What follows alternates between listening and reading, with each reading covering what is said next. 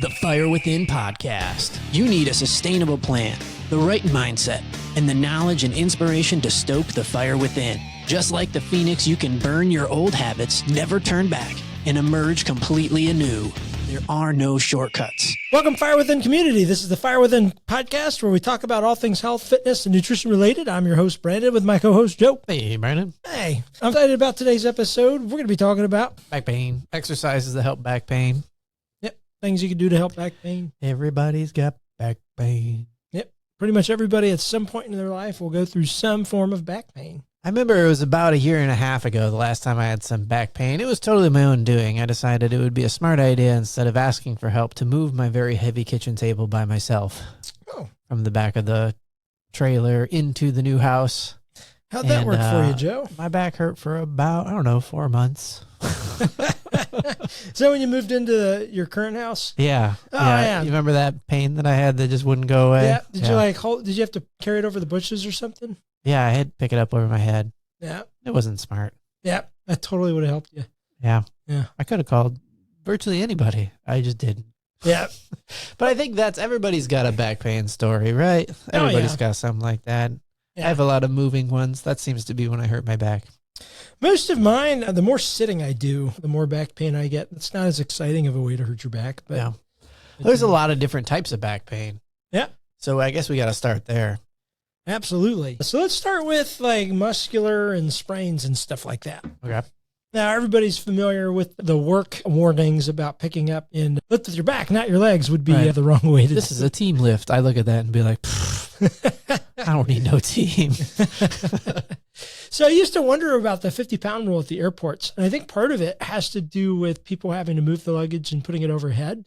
And I think that's why it's limited, is to protect the workers from having to pick up something too heavy. Oh, yeah. To where they could get injured. Yeah. And they don't really. You've seen people load the airplane. They just grab the handle and just chuck it. It's like, you got something in there? I don't care. There it goes. Yeah, and especially for overhead bins on the inside, I think that's really what it's meant for, which kind of makes sense, and why they have to weigh it and all that crap. But so when you are picking something up, there's quite a few things to keep in mind. Obviously, if you just bend over at the back and your knees are straight, you're asking for trouble. You've created a fulcrum on your lumbar spine where all that stress is going to go, and you're almost guaranteed to aggravate yourself. Yeah, lift with your back. Or not. Is that not right? No, that's not right. Maybe that's what I keep doing wrong. So ideally, you would get into a squat position. And I think that functional movement pattern, the reason every single training certification starts with that and hammers the squat pattern, and why that's a lot of times the very first assessment we do is a squat pattern, is because it's used every single day. Yeah. Maybe this is why so many people have back pain, because we don't want to do leg day. Yeah. And so we'll do anything to avoid it. Screw leg day. We're going to lift with our back. That's right. I will lift with my back to avoid leg day. I will not squat at any point for any reason. Yeah. But when you do pick something up, a quick tip is to get your center of gravity, your feet, as close to the item as you can. If there's like a 3-foot gap between the object and your feet, it's going to be all back. It's going to be all back. So get up as close to it as you can. And then when you squat down, make sure you're not leaning forward too far. Try and keep the chest up. And then when you lift up, try and engage with your glutes, hamstrings. It's one of those things, like we just did an episode on hydration, and it's one of those things, we all know this, but when was the last time you saw a mom bend down to pick up her kid in a perfect squat? Like, it just never happens. We just don't do it. Unless it's a CrossFit mom, in which case your rotator cuff is torn. And she chucks the kid over her shoulder up over a tall wall. And the kid, wee. I can't wait for the hate mail. I'm on the roof. Yep, exactly. So get as close to the object as you can. When you squat, keep the chest up. And when you come up, try and feel pressure coming through the hamstrings and glutes first, not your low back. And those couple tips could make a difference. Also, squeeze the abs. Now, a quick tip, if you're standing in line for a long time and you've got some back pain, it takes effort. But if you squeeze your abs and squeeze your glutes, it'll alleviate that pressure on the back. So that's something to try next time you're waiting in line. And maybe it just look like you really got to go to the bathroom. But other than that.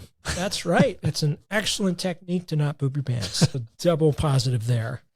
But yeah, that's probably the most common way. Something else to consider is like fulcrums and a little bit of physics stuff. So the longer the lever arm, the more pressure and force on the pivot point. So that's why I say get so close to it. I've known people to slip a disc, holding a 5-gallon, 1-gallon jug of milk. Not that we typically advocate milk on this show, but let's say it's paint. Let's say it's paint. Painting. A 1-gallon paint. So always get everything as close to your body as you can. Same thing when I approach the barbell. I typically want it pretty close to the shins. There used to be a joke about CrossFitters scraping their shins and bleeding everywhere, and that's why they wear those long socks. But no, it should stay pretty close to the body. I feel like we need a new catchphrase. It's pick it up right or don't pick it up at all. That's right. If you see a nickel on the ground, we want to see a complete squat. That's right. Ask the grass, folks. Now, we did a YouTube video like last year about gardening and why people tend to injure their backs, and especially like pulling at roots. That root has force. It's tied into the ground. And if you're extending your arms way far out and you're bent over improperly and you're pulling, that depending on how deep those roots are, you could be doing the equivalent of picking up like 70, 80 pounds or something with your back in a completely compromised position. It's the same principle. Just get closer to it. Yeah, get closer to it. And when in doubt, pinkies out. I think that's how it goes. So that's one way to injure your back, is improper form when lifting stuff. I know I've experienced that, but there's other ways, right? Yeah, let's talk a little bit about the spine itself. So sometimes I get muscular imbalances over time from overuse injuries and things like that. In my marathon days, which I now don't suggest to most people, at least for my body type, it was a disaster. I used to have an over-rotation, and over time, one hip would creep up, and I had a difference in leg length, not from the bone, but from the muscle imbalances, from improper issues with my form and just other muscular things that weren't addressed. So over time, I had permanent degeneration in my lumbar because of that and the two of my discs. And had I understood physical therapy, if I understood corrective exercise back then and not trained on top of that, I probably could have addressed those things and been fine. So if you are a distance runner, make sure you're doing stretches, stretching the piriform. Make sure you're strengthening the glute medius. Sometimes it's part of your glutes aren't firing properly, which is my problem. My piriform is just taking over for the glute and causing this compensation. But that can lead to a whole host of issues. Yeah. A couple of years ago, I waved goodbye to my 30s as they were descended over the hill and slowly left into the distance. And I guess this is the time of my life I need to start understanding stuff like, what's a herniated disc? What's a slip disc? Because I don't know much about it, because luckily I haven't had that happen to me yet. Oh, good. But I was just watching a show last night, comedy sitcom, classic sitcom trope, old guy's back goes out. Like, what's the difference between a herniated disc or a slip disc or somebody throwing their back out? So herniated disc is another name for slip disc. It's probably the more appropriately medical terminology to use there. Now, the whole disc may not rupture or slip. It might just be a small area, or maybe it'll have a fracture or a crack. Compared with the bulging disc, a herniated disc is more likely to cause pain because it generally protrudes farther and is more likely to irritate nerve roots. So sometimes it's not just the pain of the disc itself. If it's impinging or aggravating a nerve, that's going to send all kinds of shooting pains. So that could be the same thing as throwing out your back. Yeah, absolutely. Absolutely. And I've seen on sitcoms and stuff, people are like, oh, it's spasming. So I know muscle spasms are a part of that. Yeah, it's probably different than a slip disc or something like that. But you can get spasms, and they're incredibly painful. And sometimes they can take quite some time. Does that feel like a Charlie horse in your back? Potentially, probably more pain because of the central nervous system being so close to that area. But I guess it depends on what's actually being impinged. But so with bulging, herniated, and stuff like that, you definitely want to make sure, in addition to chiropractic treatment, you're also addressing the musculature, because if there's an imbalance that's pulling that propensity for it to be out of place, then the chiropractor is going to be a short-term solution. So you want to make sure you're also addressing the muscle. So whether that's through a physical therapist, chiropractor, a reverse trainer that can help you with that, you want to make sure that's not just being dealt with a quick crack shack visit. Make sure you're also addressing the musculature so it doesn't happen again and again. This is one of the things you want to address. You don't just wait for it to go away. No, that's a more serious issue. You're not going to spit on it, put some mud on it, and carry on. You want to get that addressed, especially if something's impinging a nerve. You don't want to end up with permanent nerve damage, so that you want to get addressed right away. Now, on that note, when we're looking at things like osteoporosis, spinal degeneration, and replacing disc material, we've covered this probably on the hydration episode and a couple others. The best way for the body to rebuild disc material is through osmosis, which means if you're dehydrated, even if you're eating the right things to rebuild bone and disc material, it can't assimilate and do its thing. Because it's always water. Yeah, but it's always water. Why is it always water? Dang it. Why isn't the answer ever PBR? There's water in PBR. That's true. It's basically health food. So keep that in mind too. I had a client years ago that had to undergo emergency surgery and have all these laser treatments and stuff, and never once did they address his hydration. And when we started doing nutrition journals and stuff, we found out that he was getting like 20 ounces of water or less a day. He should have been closer to 100. So even if he was eating the right things to assimilate that disc material, he wasn't able to do so because of that osmotic process needing that water. So when your back is, let me ask you, kind of transition here. When let's say you hurt your back, you slip a disc or whatever, this is not the time to start exercising to fix it. It depends. Or is exercise a preventative thing that will keep it from ever happening? So if it does happen, once the inflammation stage is gone, where it's like super, super painful, once that's passed, even if you're still in some pain, sometimes, and please check with a medical practitioner first, doing bridges, drawing in maneuvers of the abs and different exercises to activate some of the other muscles can help mitigate that pain and reduce it and get you on the road to recovery quicker. But it's going to depend on the injury. And it's going to depend on the severity and how long past the inflammation state you are. But it's not uncommon for people to have low back pain and to start doing bridging exercises and specific core exercises that don't compromise the position of the back, for that to bring them relief. Gotcha. Yeah. Strengthening the glute medius, doing extensions and things like that can really help. But with that being said, there's all kinds of resources on that, but there's a particular list of the 5 best exercises to help with back pain. I thought it'd be fun to talk about those. So the first thing I want to talk about, and again, feel free to check with a practitioner if you're currently experiencing an injury, but glute bridges are probably our best friend for preventing back injuries, for overcoming issues, and there's hundreds of variations. So you want to grab 245 plates and stick them on your legs. That's right. You want to do some glute bridges. Absolutely, preferably on a moving surface. Yeah, made of concrete. That's right. So glute bridge, the most basic form, is going to be if you're laying on your back, you want your knees bent so that the knee is pretty close to over the ankle as for the easiest variation. And then you're going to drive through the heels, activate the glutes, and pull the hips up with the goal being to get close to a straight line between the knees and the shoulders at that diagonal angle. Effectively, just making a bridge from your shoulders to your knees. Absolutely. So that would be your go-to exercise as long as you're focused on contracting the glutes and making sure that's a part of it. So they don't have to be elevated glute bridges, not if your back's in pain. Just do it right on the floor. Right. Exactly. And that's usually where we start anybody. And then if everything's going well there, they're contracting the right muscles, they're feeling it where they should, primarily in the glutes and hamstrings and not in the low back. Then we may progress to single leg bridges, heels extended bridges, elevated bridges, weighted bridges, and we can also mess with the tempo. Now, the reason this helps, right, because it's not like your legs are hurting, but those are the muscles that support your lower back. Is that correct? That's exactly right. That's exactly right. So they're like the complementary muscles that take some of the stress and take some of the work that your lower back does. So that's why it's important to work them out. Yeah. And on that note, the other most important thing with any exercise, not just back strengthening and glute exercises, is to pull the abs in tight and brace. And that also helps support your back. Yeah, it's true. It's one of those things, again, like water, everybody knows you should brace your core.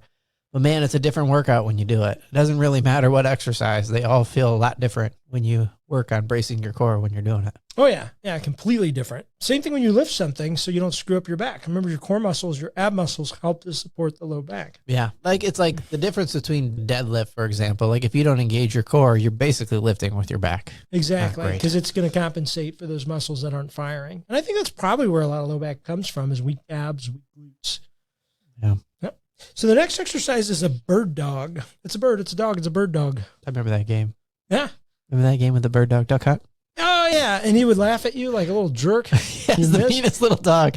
What's your job? To make fun of me or go get the birds? Yeah. You and laugh. Yeah, I hate that. That was some cutting edge technology in the 90s. Yeah, the man. light gun.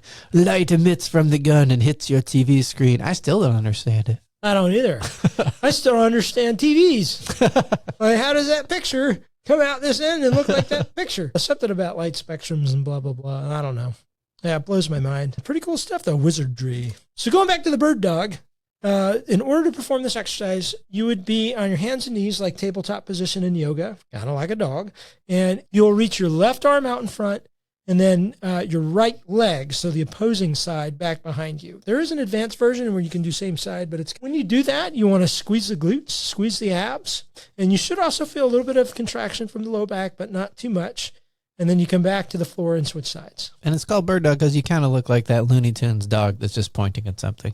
Exactly. Yeah. Pointing at a bird. But that's one of the best exercises you can do for stability, back strength, and all kinds of stuff. Finally, a sustainable approach to meeting your health goals. The Fire Within app, available now on Apple and Android. What you get is an intro to strength training guide, comprehensive exercise library with over 200 exercises, a comprehensive nutrition health transformation course, a 6-week meal plan, over 70 recipes, a 6-week health redemption strength training course.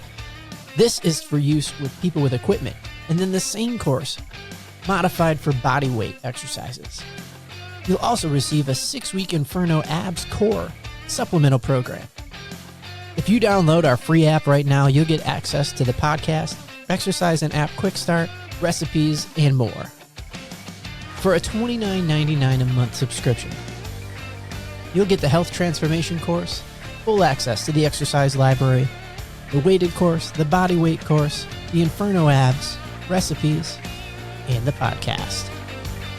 So what are you waiting for? Try it now for free today. Download the Fire Within app. Hey guys, I wanted to take a minute and talk about a really cool brand that started called Love and Life. They make t-shirts, apparel, and all kinds of stuff. And I bought one of the t-shirts. It's super, super comfortable, and I love the positive message. I think it's important to spread some positivity these days. So hear it from the man himself, Brian Wallace, who started this company. Show him some love. Check out his website, loveandlife.shop. Growing up, our traditional family vacation was a beach getaway. As a kid, my favorite part was building sandcastles and jumping in the waves. As an adult, my favorite part is watching my own kids do the same, while the waves and sea breeze wash away my stress. These memories are my happy place. Love and Life apparel and accessories is designed to take you to your happy place. Whether it's sassy tees for girls' night out, beach therapy, or sharing your faith. Anytime you want to escape, Love and Life takes you there, one unique shirt at a time. You can be confident that when wearing your Love and Life apparel, you are having a positive influence on yourself and those around you. It's amazing what a shirt can do. Express yourself at loveandlife.shop. That's LUVINLIFE.shop. Follow Love and Life on Facebook and Instagram to be in the loop on new design releases and inspirational content. Hey Fire Within Nation, has this ever happened to you? You go online to find a quick recipe for mashed potatoes, but first you have to hear about grandfather's farm in 1929. When I was a boy. The first time you had a potato, and like 6.5 chapters later, you get to the ingredient list. Tasted like dirt. Drives me nuts. So me and Joe have worked to solve that issue for you. If you head to firewithinnf.com and check out the recipe section, healthy recipes, following the Fire Within way. And it's just the recipe, no blog. You're welcome. You'll find recipes like steak chimichurri. There's a banana foster smoothie recipe. There's a sourdough French toast. Lots of healthy things. Make your own ranch dip and tons more. So head to firewithinnf.com, check out the recipe section, and enjoy.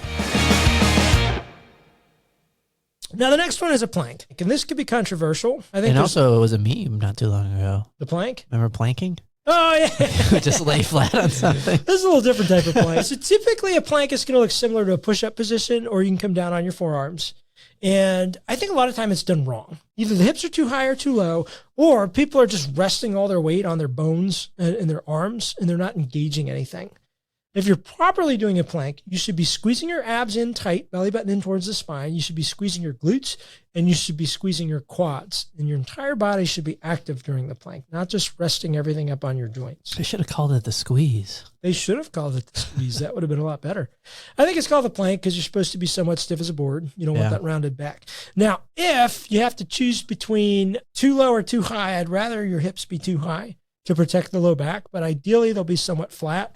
And that position is going to change person to person based on your specific structure and what creates or doesn't create low back pain. But if you're doing a plank properly, you should not be getting any stress in the low back. I was just looking at planking memes. I got distracted. Oh.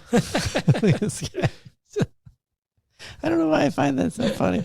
I've seen them like on top of the McDonald's signs and all kinds of nonsense. So next is a side plank. Now this isn't right for everybody. If you've got some issues with your shoulder, it's probably not a good exercise for you. Maybe starting with the elbow bent position would be best, and make sure that your shoulder is lined up over the elbow. And this would be done on your side and feet out. Some people have a hard time stacking their feet, so you could do it in more of a scissor position if that's easier. I've even seen it where the bottom half of your legs is flat on the ground, so it's just half of your body is up. But that's a great way to strengthen the obliques. But I would recommend at least once doing that with a certified professional, or minimum checking out some walkthroughs online before doing the side plank. And if you get any shoulder, back, or neck pain, it's probably the form is incorrect, or it's not a great exercise for you. It'd be an easy one to do wrong. Yeah, it would be an easy one to do wrong. So that would be my caution with that one. And the next one would be this abdominal drawing in maneuver. So these are also called vacuums. And basically what you want to do with this, you lay on your back. Typically I have my clients do it with their knees bent, and they're going to take a deep breath in, fill up their belly, and then they're going to exhale completely, and they're going to draw the belly button in towards the center of their spine and hold it tight. You can even come in and up like a melon scoop up towards your head when you think about pulling the abs in. And I like to do this when I'm driving to keep myself awake. That's a good idea. Yeah. Is that or pulling out nose hairs one by one? Yeah. Another good description for how to do this properly is if, especially guys, if you ever step into really cold water and you draw everything in and tighten it up, that's similar to what that position should feel like. But it's great to incorporate breathing too. You get that full breath, fill up with the diaphragm and belly, exhale, pull everything in tight, and just hold for a couple counts. That's one of the best things you can do to strengthen your core and give your low back more support. So the next thing, and now there's an article on Medical News Today, and they suggest abdominal crunches. And I do have some cautions for this one, but it is the 5th most recommended exercise for low back pain. I think a lot of people just strain their neck, and they're not actually having the abs do a darn thing. A lot of people just do neck crunches. Yeah, exactly. So if you're going to do crunch, try and keep the neck neutral the entire time and make sure all the flexion is happening at the abs. I know that this isn't the most effective exercise for me because oftentimes after doing some abdominal crunches, my neck is crazy sore, which means obviously I'm not doing it right. Yeah, compensating. Now, it's okay to support your neck by putting your hands behind your head as long as you're not cranking on it and pulling. I usually just hold my ears, but some people it's just not a good exercise because of their cervical spine. Yeah. Now, if it's done properly, it can be a good way to strengthen the abs and give the low back more support, but I would definitely suggest undergoing some coaching. Yeah, I think when it comes to, by way of limbering up or getting loose or like feeling like trying to strengthen an area that feels like it's in pain, I always prefer just doing the standing version where you just hit your elbow to your knee. Yeah, absolutely. Speaking of knees, a great exercise to do if your back is under some inflammation and pain, and also still feel free to check with a medical practitioner first. But if you lay on your back and draw your knees in towards your chest, that can feel really good and kind of massage out that back. Kind of like a yoga move. Yeah, and you can do knee circles. I remember doing that a lot when I had hurt my back, just laying down and doing the thing where, you just make that half circle kind of thing, open up your hips. Absolutely. It does help. Yeah, there's also a move in yoga. It's the stupidest freaking looking position possible. It's called Happy Baby.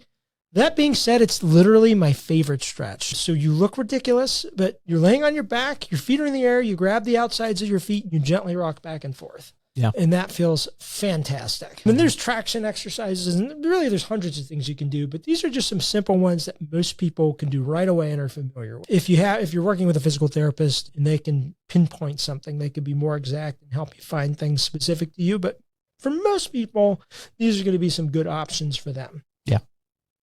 So a quick review. Here's some exercises to help with your low back pain. Again, be sure to talk with your doctor, but we've got the glute bridge, bird dog, plank, side plank, and abdominal drawing in maneuver. So hopefully some of these help. Remember, hydration is key. Still, protein has a lot to do with this material too. So if you're super under in protein, that can lead to osteopenia and eventually osteoporosis and things like that. But hopefully you've gotten some good information on how to mitigate some pain, how to prevent some stuff, and some ideas of what to do if you go through the unfortunate experience of a back injury. So thanks for tuning in today. If you found any of this interesting, helpful, please leave us a 5-star review on Apple. Write into us. Let us know what you'd like to hear, what you like, what you didn't like, and recommend it to a friend. Our goal is to help as many people with some simple health tips that they can do for sustainable health practices. Thanks for tuning in today. I hope you got a lot of value out of today's episode. If you did, go check us out at firewithinnf.com and sign up for Refuel, a weekly email with recipes, videos, and tips to stoke the fire within. Also, you can join the Fire Within community by being added to our Facebook group, and don't forget to follow us on social media.